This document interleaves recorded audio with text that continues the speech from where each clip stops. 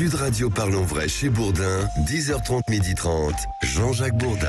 Il est 12h12, vous êtes sur Sud Radio. Si vous voulez intervenir, ce n'est pas compliqué. 0826 300 300. Nous recevons Alain Boer. Bonjour. Bonjour. Merci d'être avec nous. Professeur de criminologie, ancien grand maître du Grand Orient de France. Alain Boer, vous co-publiez, co-auteur avec Roger Daché ou Daché, bon d'accord. De l'encyclopédie des francs-maçons et des francs-maçons chez Grund Éditions. Alors, Alain Boer, je posais quelques questions tout à l'heure. D'abord, je demandais à nos auditeurs s'ils étaient francs-maçons. Si vous êtes franc-maçon, appelez-nous 0826 300 300. On le dit aujourd'hui. Ah mais ça n'a jamais été interdit. Il est interdit de dire que quelqu'un d'autre l'est. Ah voilà. Je n'ai pas le droit de dire, si par exemple vous l'étiez, je ne peux pas dire, si vous ne l'avez pas déjà dit vous-même, que vous l'êtes. D'accord. Et d'ailleurs, dans le livre, il n'y a que ceux qui ont été reconnus, déclarés, officiellement assumés. Mais je ne peux pas parler de ceux qui ne le sont pas. Ce ne sont pas des on-dit. Non. Si l'on est franc-maçon, on a le droit, et moi je dis même le devoir. Vous dites le devoir. Oui, ça fait longtemps que je le dis. Pourquoi le devoir? Parce que je pense qu'il n'y a rien de honteux à dire qu'on est franc-maçon. Je pense qu'il faut assumer ses appartenances. C'est un problème de français. Hein. Partout ailleurs dans le monde, dans le monde anglo-saxon, on assume totalement. C'est même sur les cartes de visite. Enfin, on vous donne votre grade. C'est sur les. Oui. La première fois que je suis allé aux États-Unis, je vais à San Francisco pour faire un cours. À l'époque, j'étais un petit assistant, et mon collègue de là-bas, qui avait un deuxième âge et demi très très avancé, avait une superbe voiture de sport très intéressante, et rouge, et avec un bandeau protège solaire. Je suis à la Grande Loge de Californie avec l'écart et le compas. Donc je le regarde avec un air un peu étrange, parce que moi on m'avait expliqué que tout ça était quand même semi-clandestin. On arrivait dans des tenues le soir, dans des impasses, par des nuits sans lune. Et il me dit bah oui. Alors je lui dis au bout d'un moment, vous êtes franc-maçon? Il me dit bah oui, et vous? Un petit peu, oui. Enfin, je suis au début. Et on passe devant la Grande Loge de Californie, qui est une espèce de temple romain éclairé, fluo la nuit et clignotant. Donc c'est vraiment un autre monde. En fait, il y a le monde des pays qui ont été occupés par les nazis et leurs alliés, où tout est clandestin et où on se remet pas du trauma, et le monde de ceux qui ne l'ont pas été, où tout est public, tout est officiel, et on assume très largement son appartenance. Comme on assume aux États-Unis sa richesse, quoi. Oui, ou son appartenance au Parti démocrate ou au Parti républicain, parce qu'on est inscrit. Alors qu'en France, l'appartenance syndicale, l'appartenance politique et les revenus, puisque vous entrez sur terre-là, sont clandestins. C'est vraiment deux cultures qui sont pas propres à la France et aux francs-maçons, mais qui sont propres à notre culture nationale de cacher tout ce qui n'est pas obligatoirement public. Alors, avant d'ouvrir votre ouvrage, on prête aux francs-maçons une influence, une grande influence. C'est une légende ou pas? Non, ça a été vrai. Pendant très longtemps. Ça a été vrai, on va dire, de la partie construction de la République, de la partie Empire.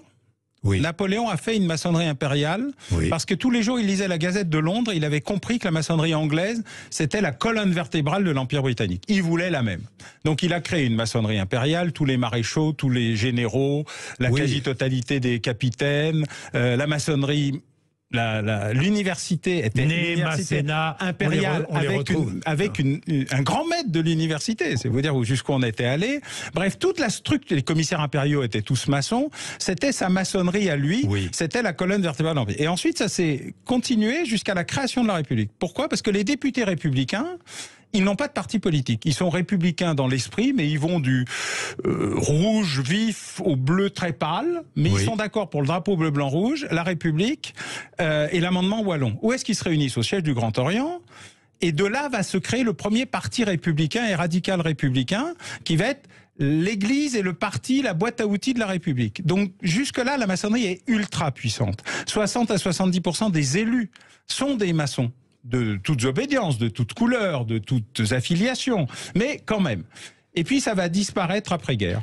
Après-guerre, on passe de 70% à moins de 10%. Aujourd'hui, l'influence, les francs-maçons ont une influence philosophique, elle est assez marquée sur des sujets, droit de mourir dans la dignité, droit des femmes à choisir, égalité, rétablissement de l'école publique, service public, etc. Mais c'est plus une maçonnerie d'idées qu'une maçonnerie d'influence. Bien, Nathalie est avec nous. Nathalie, vous êtes à Montpellier. Bonjour Nathalie. Oui, bonjour à toute votre équipe. Vous avez une question et des questions à poser à Alain Boer, Nathalie. Bonjour. Allez-y. Parce que je me disais, bonjour Monsieur Boer, ce que je me disais, c'est effectivement quand Jean-Jacques Bourdin présente le taux des femmes présentes dans la franc-maçonnerie, et puis aussi ça représente un peu ce qui se passe au niveau des entreprises. Vu qu'elle défend quand même pas mal l'égalité, Monsieur Bauer, vous venez de dire, je trouve qu'il y a quand même une copie un peu à revoir. Voilà, à revoir, parce que l'égalité, oui, ce sont les idées défendues par la franc-maçonnerie, mais inégalité homme-femme dans la franc-maçonnerie, Alain Bauer. Oui, c'est vrai, mais ça part de loin, puisqu'on était à 0. En fait, il faut savoir qu'historiquement, pour être franc-maçon, il fallait avoir un statut civil, ce que les femmes, les handicapés, les étrangers n'avaient pas. Et donc la franc-maçonnerie a commencé à l'envers. Elle a commencé par dire, est-ce qu'on va accepter des noirs? Oui. Est-ce qu'on va accepter des musulmans? Oui. Est-ce qu'on va accepter des juifs? Oui. Est-ce que malgré tout, on va accepter des catholiques? Je rappelle qu'elle part d'Angleterre, où l'anglicanisme a rompu avec l'Église. Ça n'est pas rien. Exact. Et la maçonnerie, elle naît dans un pays qui connaît 3 siècles de guerre civile, de guerre de religion, d'élimination, etc. Et donc, elle va commencer par intégrer ça. Mais le statut des femmes pose un problème parce qu'elles sont dominées par les hommes. Elles n'ont pas d'état civil. Donc pour les maçons, elles posent un problème. De la même manière qu'en France, elles ne vont devenir électrices qu'en 1945, pas en 1850. C'est pas la Deuxième République qui leur a donné le droit de vote. Enfin, vous voyez, plein de sujets comme ça. Donc nous sommes très en retard sur cette question. Mais le rattrapage a commencé en 1893-94, quand la Grande Loge symbolique écossaise va créer une maçonnerie mixte, pas féminine, mixte. La maçonnerie féminine va naître en 1945-46 seulement. Et il a fallu au Grand Orient 1924 pour reconnaître les sœurs comme des frères et les années 2010 pour accepter de les initier. Mais on les accueillait déjà. Et donc on passe de 0 à 25%. C'est un processus assez lent mais extrêmement déterminé. Nathalie, vous vouliez parler de la franc-maçonnerie, de la politique française aussi. Oui, ce que je voulais dire aussi, M. Bauer, ok, on part de loin, mais depuis combien d'années surtout? C'est le temps aussi qui va être important dans ce que vous imaginez qu'on arrive dans une centaine d'années, un siècle et demi, 2 siècles encore, il va falloir pouvoir patienter pour... Mais Nathalie, vous vouliez savoir aussi quelle était la place de la franc-maçonnerie dans la politique française. Alain Bauer. Moi, j'ai indiqué tout à l'heure, il reste aujourd'hui environ 10% d'élus, députés, sénateurs, des parlementaires européens, francs-maçons, c'est-à-dire à peu près 5 fois moins qu'il y a 50 ans. Certains le disent, d'autres pas. Hein. Chacun est libre de faire ce qu'il veut. Hein. Moi, par exemple, je vais donner quelques noms, puisqu'ils sont dans votre livre. Xavier Bertrand, Gérard Collomb, Jean-Luc Mélenchon, voilà, déjà 3 noms. Oui, mais eux, ils ont assumé de le dire. Oui. Donc je leur rends grâce d'ailleurs d'avoir eu ce courage. Manuel Valls. Oui. Et d'autres qui ne le disent pas. Eh oui. À mon grand regret. Ou d'autres qui disent et des présidents de la République. On me l'a proposé, mais pas sous la 5e. Bon, vous n'allez pas me répondre, mais pas sous la 5e. Pas aucun président de la République sous la 5e, non. N'est franc-maçon, n'a été franc-maçon sous la 5e. Non. Personne ne l'a dit, donc. Mais si même il y en avait eu un. Vous me le diriez? Ah, s'il y en avait eu un, je vous dirais, je ne peux pas vous répondre. Voilà. Non, j'essaye de ne pas trop mentir. Souvent, mais je ne mens pas. Donc, je peux vous dire de manière très claire et déterminée, aucun président français de la Ve République n'a été franc-maçon. Bon. Jusqu'à ce jour. Jusqu'à ce jour, oui. Alain Bauer, je regardais, je feuilletais. Alors, certains donc l'assument, d'autres pas. Churchill, par exemple. Ah bah il avait très bien. Mais tout le monde assumait en Angleterre. Assumé, Churchill. Sans aucun problème. Oui. Il mettait même une franche bonne volonté. Oui, la première fois que je suis en Angleterre, je rencontre un des très grands dirigeants des services de sécurité britanniques. C'est mon métier, le crime. Voilà. Et il avait une carte de visite avec marqué machin, superintendant de Schmulbluck, 33e machin. Donc il y avait même son grade dans la maçonnerie sur sa carte de visite publique. Oui. Est-ce que tout le monde a dit, laissé sous-entendre qu'il y avait de la corruption et qu'il y avait de la part des francs-maçons et de l'entraide au détriment de ceux qui ne l'étaient pas? C'est vrai ou faux? Alors, de l'entraide, indiscutablement, c'est une obligation même sur laquelle on prête serment, le fait d'aider les. De la corruption, il y en a eu, je crains qu'il y en ait encore. Le problème a été que la franc-maçonnerie... Mais pourquoi est-ce qu'il y en a? Parce que c'est la nature humaine. C'est une société humaine. Parce que c'est la nature humaine. Et puis qu'il y a des dérives dans l'organisation de la franc-maçonnerie. La franc-maçonnerie, c'est territorial. Oui. Il n'y a pas de choix professionnel. mais de temps en temps, des frères, plus des frères que des sœurs, d'ailleurs vous noterez, elles sont plus honnêtes que nous, ont mis en place ce qu'on appelle les fraternelles. Alors, les fraternelles, au départ, c'est dans ce qui n'est pas autorisé dans la formation. Par exemple, une fraternelle politique, la fraternelle des maçons socialistes, s'appelle Ramadier, la fraternelle des maçons instituteurs, etc. Elles pouvaient se réunir parce que les loges ne sont pas des associations professionnelles. C'est pas leur rôle. Et puis il y a eu la fraternelle du BTP, voilà. Oui. Et là, du coup, évidemment, ça a amené à des services et puis des petits arrangements, puis des gros arrangements. Oui. Et la maçonnerie en général, contrairement à une idée répandue, le traitait plutôt pas mal, mais discrètement, voire secrètement, pour éviter que ça l'éclabousse. Jusqu'au moment où on a tellement mis de trucs sous le tapis que le tapis nous a explosé à la figure et qu'il a fallu traiter publiquement de la corruption. Alors, j'ai pas eu de chance parce que c'est tombé à peu près à l'époque où j'étais grand maître. Et donc, on a fait l'inverse de ce qu'on faisait d'habitude. On excluait entre 600 et 900 frères tous les ans, mais sans le dire. Donc, moi, j'ai convoqué une conférence de presse et je l'ai dit. Et après, j'ai appelé des gens à me dire « Écrivez-moi si vous avez des problèmes avec des francs-maçons ». Donc, j'ai reçu à peu près 1 millier de lettres au cours de mes années de mandat. Et c'était très intéressant. 80% des lettres dénonçaient des gens qui étaient des faux francs-maçons. Pas seulement au Grand Orient, à la Grande Loge, Ils n'existaient pas. C'était des purs escrocs. Et 20% étaient ou avaient été francs-maçons. Donc en plus, il y a un deuxième sujet, c'est qu'on est parti complice de notre propre propre manque d'entrain. On se vante d'être franc-maçon. Ouais. Et en fait, ils étaient des purs escrocs, y compris vis-à-vis de la franc-maçonnerie. Parce qu'on se dit, si je dis que je suis franc-maçon, tout le monde va croire que j'ai beaucoup d'influence. Exactement. Et donc on a découvert ça à cette occasion.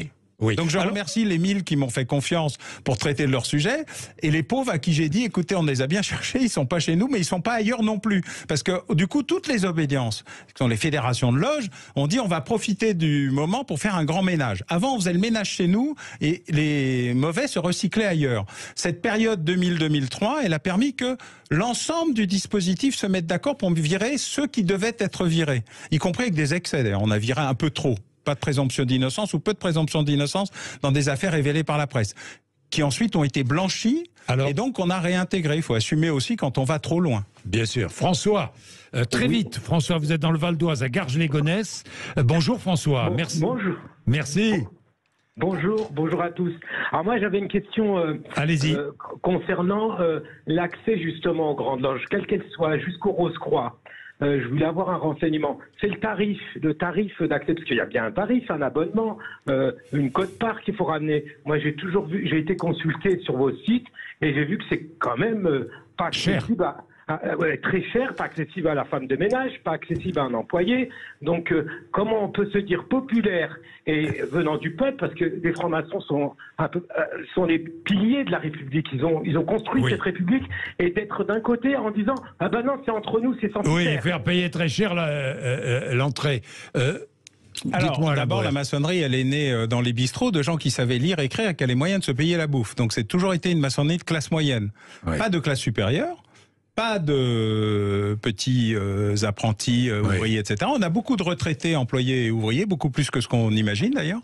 Mais c'est essentiellement une maçonnerie d'instituteurs, de personnel médical, de médecins. Et aujourd'hui, alors pour rentrer... Elle est restée, donc ça coûte aujourd'hui, alors ça dépend si on paye la partie bouffe ou pas, puisque je rappelle que la maçonnerie vit surtout... Alors elle est née dans les bistrots, elle se retrouve autour de table. Dans les agates, mais en général, la maçonnerie, ça coûte environ 300 € par an, qui sont la cotisation de base, ce qui est à peu près ce que vous payez pour l'abonnement au câble. Merci François. Alors, on finit. J'ai été étonné, et en même temps, c'est passionnant parce qu'à chaque fois, il y a un portrait. Un portrait de la personne, George Washington par exemple, homme d'État, il a été franc-maçon, et je découvre à la fois la vie, mais en même temps le parcours maçonnique. Le parcours maçonnique de chaque personne citée, c'est passionnant.